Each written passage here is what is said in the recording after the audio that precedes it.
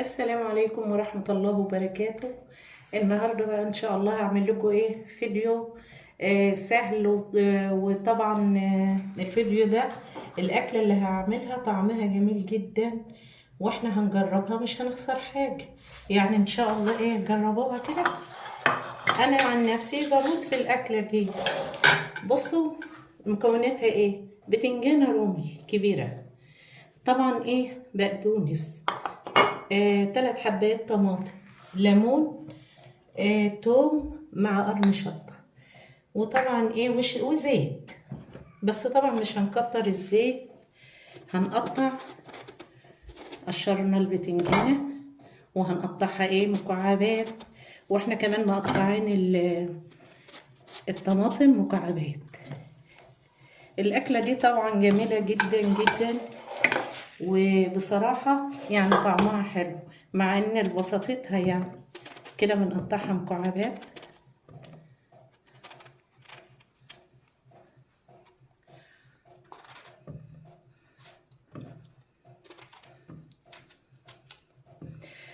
وهنعمل بقى؟ طبعا احنا هنحط كل المكونات دي على بعضها، بس طبعا الليمون مش هنحطه دلوقتي، لا هو ولا البقدونس. هنحط الثوم مع الشطة مع التوابل اللي هنحطها، ونسيبها نوطي عليها خالص. الاكله دي اسمها المقموره بتنجان. بس طبعا هتجربوها هتدعولي ان شاء الله.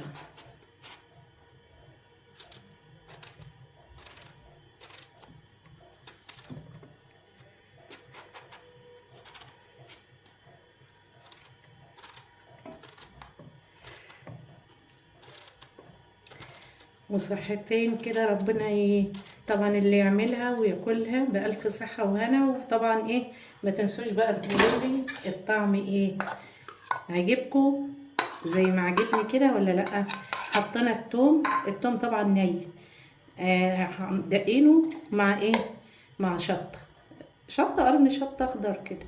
وطبعا الطماطم قطعناها برضو مكعبات وفوق منه. هنحط شوية زيت مش كتير، علشان طبعا احنا مش عايزين زيت كتير في الاكلة دي، شوية صغيرين كده. يعني مثلا ممكن نحط معلقتين بس كده.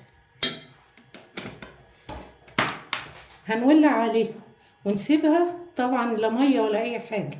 هنوطي عليها خالص لغايه ما تستوي، وبعدين هنشوف احنا هنعمل فيها مجرد ما تنزل من على النار اكون الليمون اعصره عليها على طول.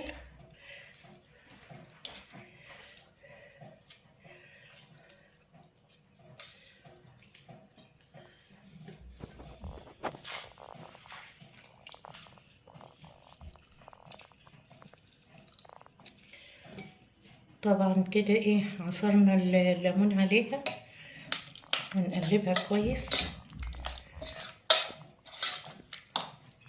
والبقدونس نقوم حاطينه عليه،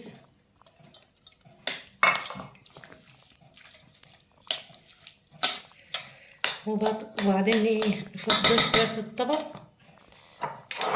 جربوا وادعولي ان شاء الله هتعجبكم جدا،